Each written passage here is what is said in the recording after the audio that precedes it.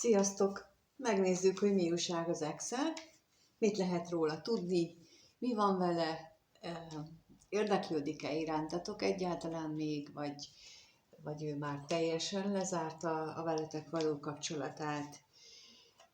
Szóval, ahogy szoktuk, most nekiállok és megkérdezem, hogy van ez a valaha szeretett személyetek, aki lehet férfi, lehet nő, ezt mindenkire egyénileg rábízom, ez választható, mint ahogy az is, hogy itt vagytok. Úgyhogy kezdjük is. Lássuk, hogy mit lehet róla tudni. Mit lehet róla tudni? Erről az exről. Mi van most vele? Mi van most vele?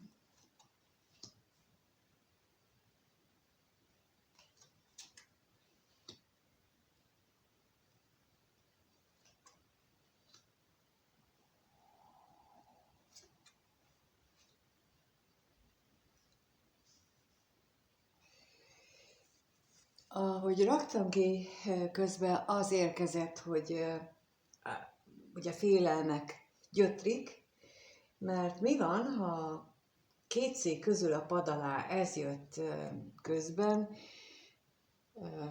aminek így a kártyák alapján mondjuk nem sok értelme lenne, de így már egyébként értem az egésznek az összefoglalóját, tehát hogy neki a félelmei amiatt vannak, mert lehet, hogy úgy ment el, vagy úgy olyan helyzetbe keveredett, ahol választania kellene neki, mondjuk a régi élete és egy új lehetőség között, vagy választania kellene azt, hogy a régi megszokásai, berögződései, esetleges függőségeit, azoktól hogyan tud megszabadulni, és mi van akkor, ha nem tud ezektől megszabadulni, tehát ehhez kapcsolható ez a két szék közül a pad alá gondolat, és tulajdonképpen a lapok ezt is jelenthetik, mert itt nem csak a függőségekről van szó az ő jelenlegi életkörülményeiben, vagy gondolataiban, hanem bizony arról is, hogy lehetséges, hogy van egy olyan kapcsolata, vagy a veletek való kapcsolata, vagy egy másik, ahol az eltávolodása jellemző pillanatnyilag, és akár ott is lehetséges az, hogy fél attól, hogy mi van, ha mégis az lenne a jó döntés, hogy az irányba tenni valamit, és nem egy más irány felé kacsingatni. Szóval, hogy ez az ex, úgy látom, hogy ilyen nagyon nagy dilemmában van, és fél attól, hogy rosszul dönt. És tulajdonképpen ez mindig benne van a pakliban, hogy rosszul döntünk, de egy dolog biztos, hogyha rosszul döntünk, akkor annak úgy kell lennie, mert abból valamit meg kell tanulnunk, mindenkinek, neki is, és biztosan rosszul fog dönteni, hogyha ez szolgálja az ő érdekét. Úgyhogy ennek a dilemmának tulajdonképpen semmi értelme, illetve sokat rágódni rajta, oké, hogy az ember végig gondolja, ésszel is, meg hogy mit szeretne a szíve, aztán eldönti, hogy melyikre hallgat, vagy melyik lenne a jobb változat, de hogy az most jó lesz-e vagy sem, az már nem rajtunk múlik, az azon múlik, hogy kinek milyen leckék vannak megírva ebben az életben, de akkor megkérdezzük azt, hogy mi itt a féltékenység, mit lehet itt tudni.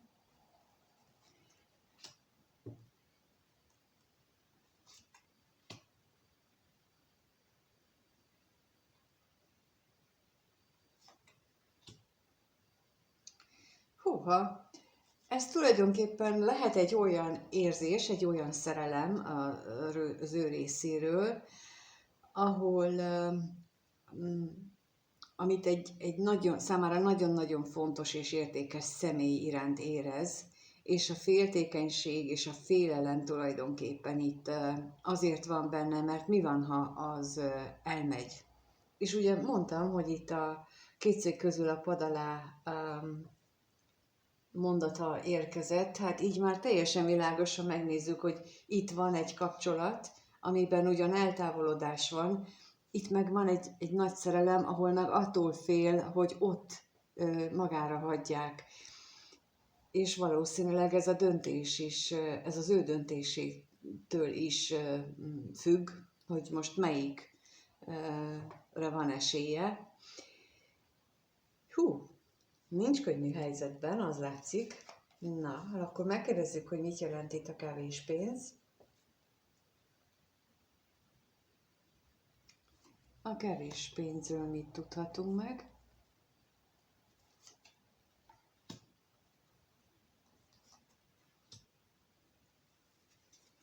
Lehetséges, hogy az anyagiakkal van valóban ez összefüggésben, ez a kevés pénz, vagyis hogy az otthoni körülmények azok nem túl egészségesek, de lehet, hogy az anyagiak miatt nem egészségesek, illetve amiatt is lehet ez a probléma az otthon környékén, amit ő otthonnak gondol, mert hogy esetleg ilyen eltávolodás van éppen ott az ott élő személyek között, és ez most lehet párkapcsolat, de lehet akármilyen másfajta kapcsolat. A lényeg az, hogy akik itt az ő környezetében élnek, azok között nem igazán van meg a lelki kötődés, a lelki kapcsolódás, és ez okozhat problémát. No, akkor megnézzük a hazugságot, hogy az mit jelent a hazugság. Mi az itt, milyen függőség, vagy mit jelent itt ez a hazugság?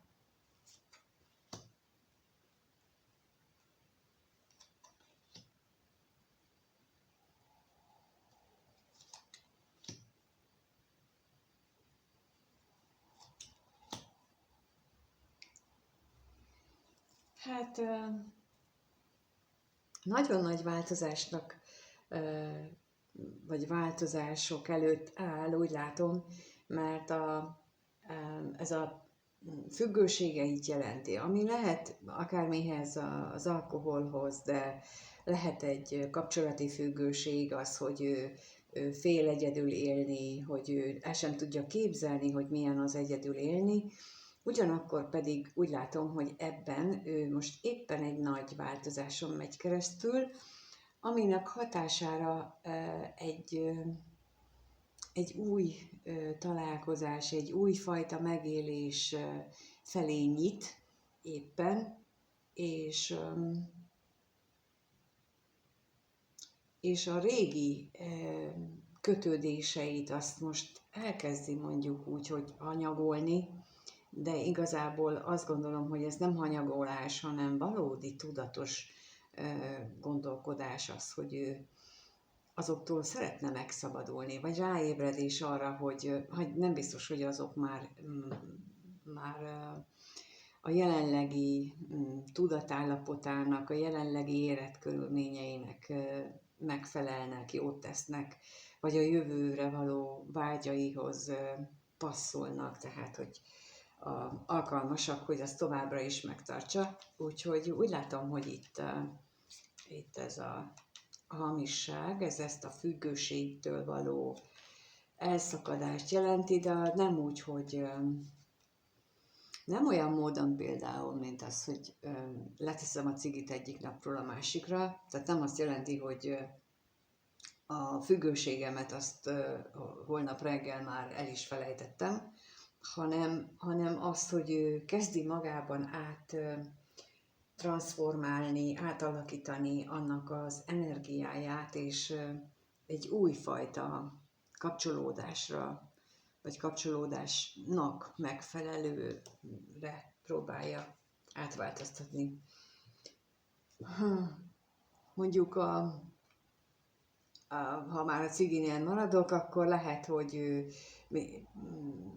valaki új lakásba költözik, és akkor ott már nincsen dohányzás, meg ott mondjuk legfeljebb az udvaron lehet dohányozni, És akkor egy ilyen jellegű átalakulás, gondolok, hogy nem azt jelenti, hogy ő abba hagyja, hanem hogy csak kint lehet dohányozni, és azzal az erővel, hogy kint lehet dohányozni, télen, meg esőbe, meg hóba, nem megy ki olyan gyakran, így aztán az kezd átalakulni. Na itt is valami ilyesféle átalakulást érzek én ebben a függőségben, hogy nem azt jelenti, hogy egyik pillanatról a másikra a rossz csúnya fiúból egy szép, vagy a rossz csúnya békából egy szép királyfi lesz, hanem azt jelenti, hogy szépen lassan elkezdi ezt magáévá tenni azt a gondolatot, hogy ha ő ezt a kapcsolatot szeretné, akkor neki abban változtatnia kell. És akkor a katonatisztre is kérnék szépen.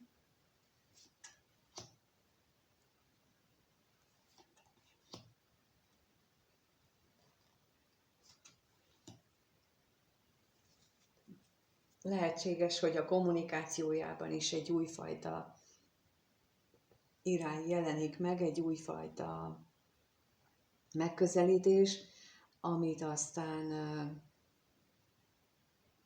amit majd később, amit egyrészt ehhez igazít, másrészt meg majd később még tovább tud fejleszteni.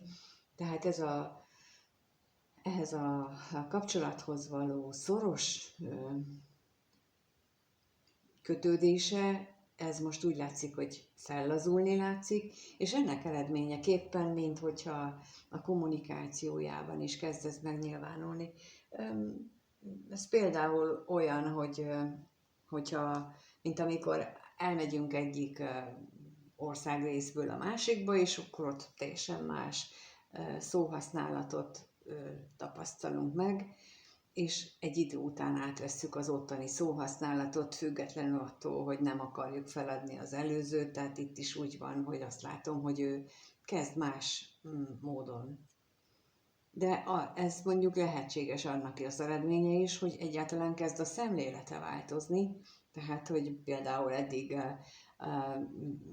ránézett valamire, és akkor abból állandóan csak azt látta, hogy mi a rossz, és most már nem csak a rosszat veszi észre, hanem például egy-egy lehetőséget is egy bizonyos dologból, és akkor ennek következtében megváltozik az embernek a kommunikációja is, és akár ez is lehetséges benne. No, hát ez az ex, még nem tudni miért, de úgy látszik, hogy valamilyen nagy leckét kap éppen az élettől, vagy tőletek, és ennek az eredményét, vagy ennek az első állomását, vagy második, vagy harmadik állomását éli meg, de megnézzük, hogy akkor ez hogyan kapcsolódik hozzátok. Tehát arra vagyunk kíváncsiak most, hogy ez a valaha szeretett személy, ő gondol-e még a nézőre, ha gondol rá, akkor hogyan, milyen gondolatok vannak benne a nézővel kapcsolatosan. Tehát most erre volnánk kíváncsiak, hogy ez az ex, ez hogyan gondol a nézőre, gondol-e rá egyáltalán.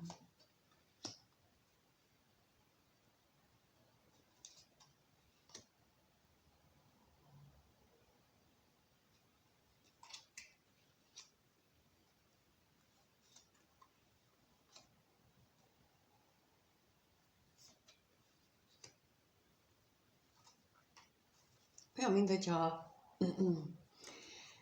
a nehézségeket éppen hátrahagyná, és amit az előbb is mondtam, valahogy ezt érzékeltem azokból a lapokból is, hogy ő kezdi meglátni az új lehetőségeket. Maga mögött hagyja, tehát egy nagy változáson megy keresztül, maga mögött hagyja azokat a dolgokat, amit veled kapcsolatban régen gondolt, és kezd téged esetleg egy új színben látni, kezdi meglátni a másik oldaladat is, amit ő korábban nem vett észre, azokat a dolgokat, amiket ő akadálynak érzékelt korábban, az olyan, mint hogyha most hirtelen ilyen rácsodálkozásszerűen meglátná benne, hogy hova itt van más is mögötte. No, nézzük az ellenséget, hogy mi ez az ellenség itt. Milyen akadályokról beszélnek itt a lapok. Mi ez az ellenség?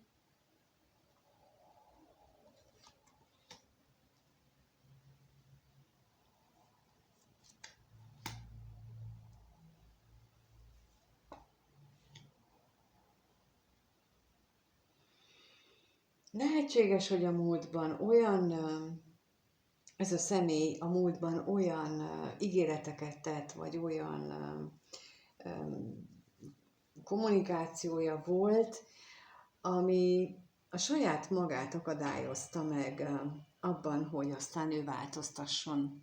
És most úgy tűnik, hogy ő magát hozta olyan helyzetbe, vagy olyan hitrendszere volt, olyan mintái, hozott mintái, aminek hatására ő képtelen volt elengedni bizonyos dolgokat, képtelen volt a rugalmasságra, hogy az új és új helyzeteket rugalmasan kezelje, és akkor innentől kezdve a problémákat is csak egyféleképpen tudta megélni, és ez megint csak az előbbi támasztja alá, hogy ő neki most, ha rád gondol, akkor ezek eszébe jutnak, de magáról. Tehát én úgy érzékelem, hogy ő kezdi magát látni, hogy ő volt a rugalmatlan, és nem téged.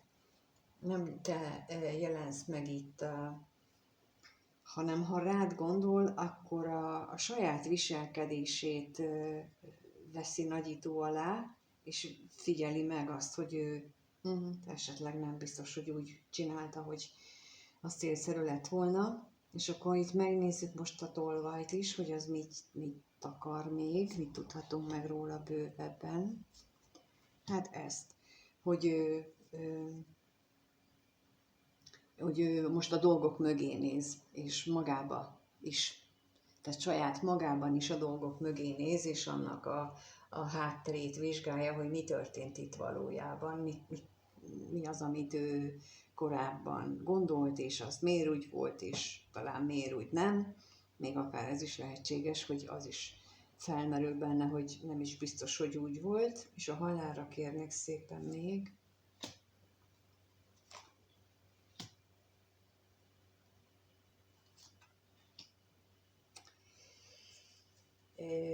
Igen, ez egy olyan lehetőség, vagyis egy olyan szituáció az, ami most itt kirajzolódik nekem, hogy ő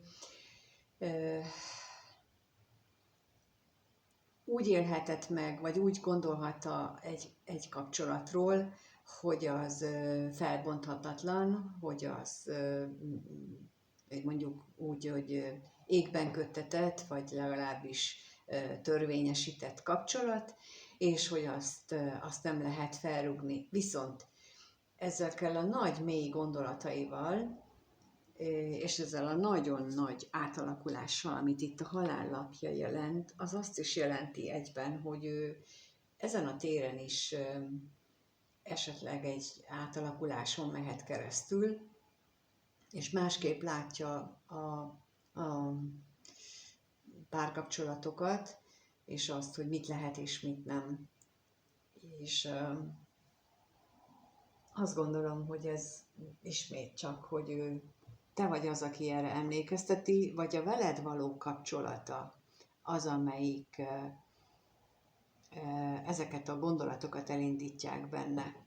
Tehát amikor rád gondol, vagy a ti közös megéléseitekre gondol, akkor ma már kezdi azt másképp látni. Persze ez nagyon gyakran abból következik, hogy ráébred, hogy mit veszített, ráébred időnként az ember fia, lánya arra, hogy hát ott éppen nem jól döntött, és elkezdi magát is, a kapcsolatot is elemezni, hogy mi volt az, ahol ő nem jól döntött, és ahol ő neki lett volna esélye másképp alakítani azt a kapcsolatot.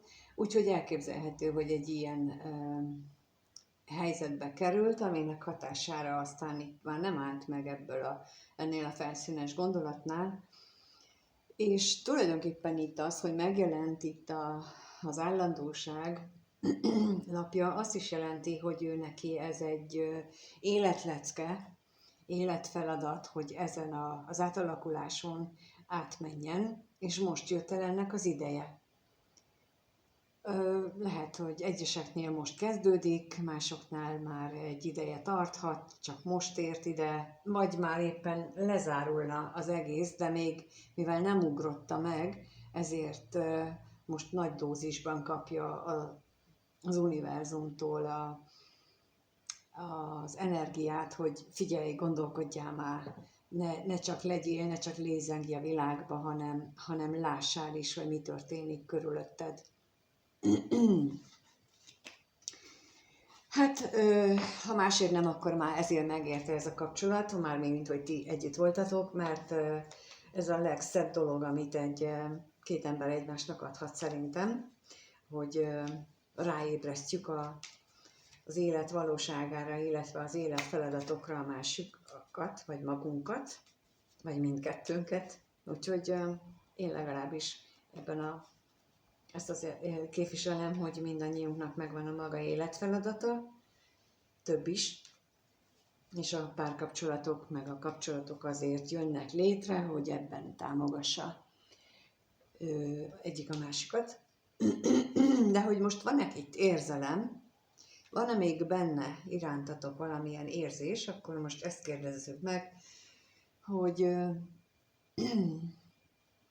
ez a valaha szeretett személy mit érez még a néző iránt? Milyen érzések vannak benne? Milyen érzések vannak benne?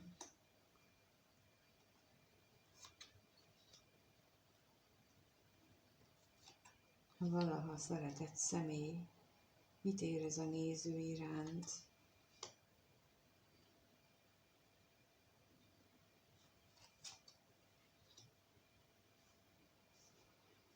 Nagyon értékesnek gondolja a veled való, vagy hát a téged, magad, azt, hogy milyen jól érezte magát veled, vagy érzi magát veled, azt határtalanul boldognak és örömtelinek gondolja, vagy érzékeli.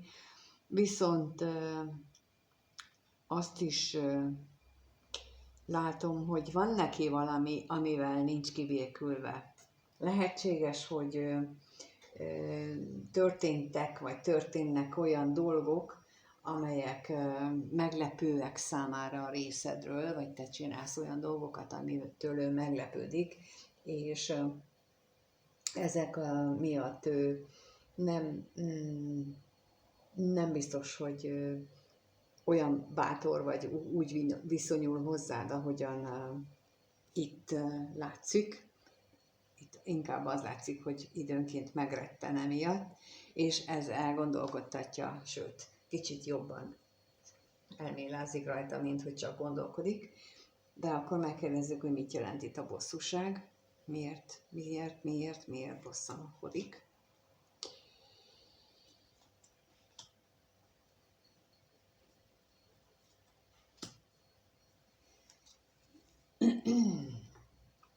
Egyes esetekben lehet, hogy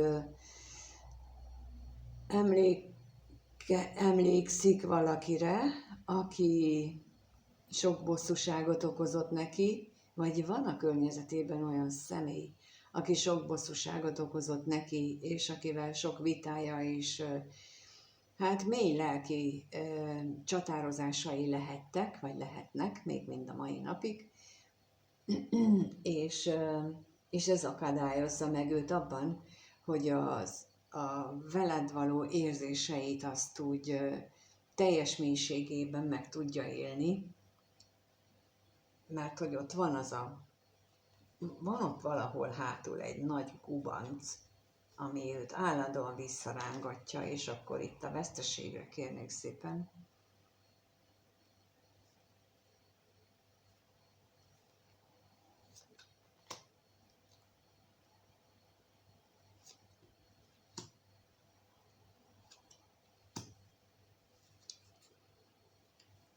Hoppá!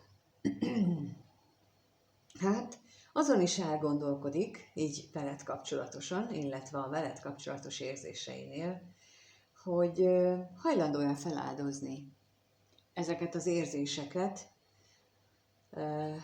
ami nagyon mély, nagyon tiszta. Ő úgy gondolja, hogy nem csak egy ilyen futó dolog, hanem ez egy valóban szeretetteljes érzés, valóban egy olyan szuper kapcsolódás, amit itt előmutatnak a lapok. Tehát, hogy ezt ő beáldozta, vagy beáldozza, az még itt nagy kérdés, de minden esetre ez nagy veszteséget jelentene a számára, még akkor is, hogyha időnként elég furcsa dolgok történnek, amire ő nincsen felkészülve, vagy pont emiatt gondolkodik el, hogy ő feláldozza ezt az érzést. Persze amiatt is elgondolkodhat, mert hogy itt van ez a személy, vagy ez a körülmény, ami újra és újra, ami vagy te emlékezteted rá, vagy magától kipattan, tehát hogy itt az látható, hogy ez az ex, ez még igenis nagyon mély érzései vannak irántad,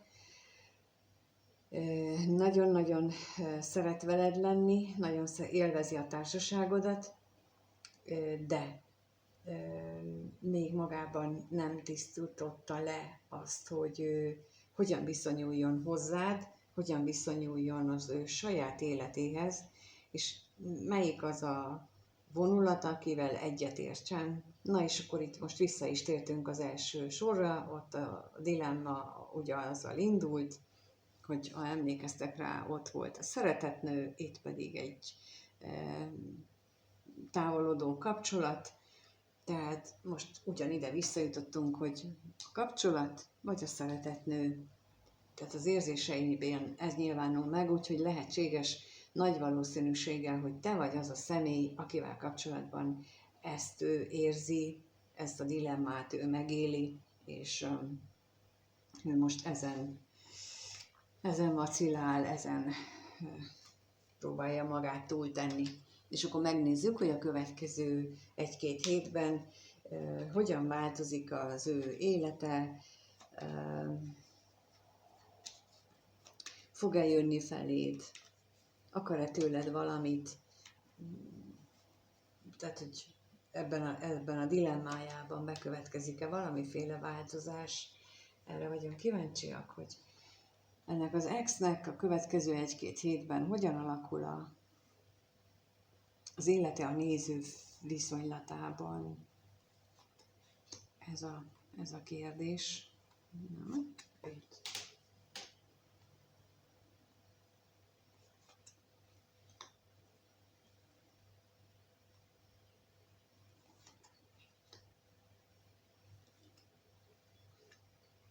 Hát jókor a szerepet szán a sorsnak, mert hogy az van középen, a szerencse.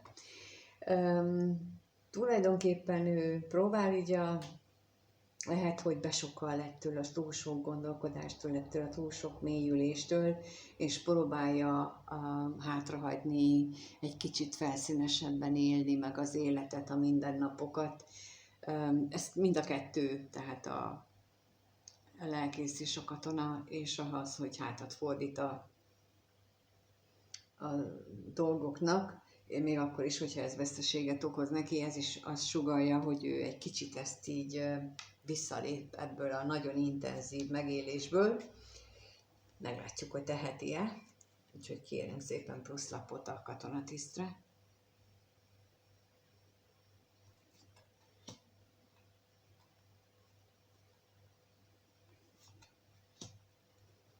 És az özvegy férfire is kérnek szépen.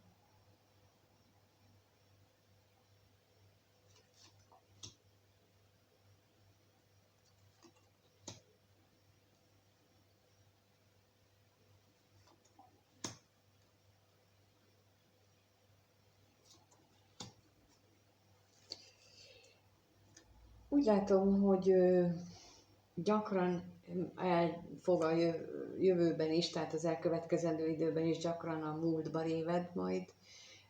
Fél, hogy amit azzal kapcsolatosan él, vagy élt, az elveszik, vagy az kisebbedik, eljelentéktelenedik, jelentőségét veszti, igen, és a vágyai azok mondjuk nem szűnnek meg. Tehát gyanítom, hogy ő benne még ezért erősen megvannak a vágyak, a veled kapcsolatos vágyak, illetve azok a vágyak, hogy ő végre megélhesse a saját énjét. És ez nagyon sok mindenkiben felmerül, szerintem olyan 45-50 éves kor környékén, hogy ki vagyok én, és mit akarok, vagy mi lenne jó nekem, akár a munkahelyben, akár az életben, és itt leginkább ennek a dilemmáját éli ő meg, vagy ennek kapcsán is lehet, hogy ilyen sok dilemma van benne, és időnként ez persze az ember besokkal ettől, hogy milyen intenzíven tör rá, de hát ezért ezek az égi energiák, amikor ilyen intenzíven tör rá, hogy azért, hogy foglalkozzon vele az ember, fia, lánya, úgyhogy azt látom, hogy ő vele nagyjából ez fog történni a következő 1-2 hétben továbbra is. Tehát lesznek ilyen csillapodó időszakai, és lesznek ilyen nagyon erőteljesek is. Hogy feléd fog-e közeledni, azt nem gondolnám, abban nem vagyok elég határozott ahhoz, hogy ezt most kijelentsem, hogy igen. Nem elképzelhetetlen, de nem ez lesz a jellemző, hogy ő most egyszer csak visszatér, és akkor azt mondja, hogy spondját rá az előző dolgokra, és akkor minden szép és jó, és haladjunk tovább, tehát nem ez lesz, nem ez látszik, de legyen úgy, ahogy nektek jó, vagy ahogy ti szeretnétek. Ha szeretnétek, hogy egyéni kirakást csináljunk a ti saját életetekre, hogy ez a kirakás vajon nektek szól-e, vagy nem. Ha nagyon bizonytalanok vagytok benne, és nem tudjátok eldönteni, akkor a leírásban megtaláljátok az elérhetőségemet, és keressetek is, megnézzük a tieteket, hogy az hogyan alakul, mit lehet arról tudni, hogy a ti exetek az valóban ilyen elgondolkodtató időszakában van-e, vagy pedig nem. De ha megírjátok a kommentben azt, hogy ti hogyan élitek meg ezeket a dolgokat, hogy ti rátok is hatnak-e például ezek az energiák, amelyek ilyen mély gondolatokra késztetnek, vagy a múltnak az átgondolására késztetnek, akkor azt is nagyon szívesen olvasom, megköszönöm, hogy megosztjátok velem, köszönöm a lájkokat és a feliratkozást, és mindenkinek minden jót kívánok, sziasztok!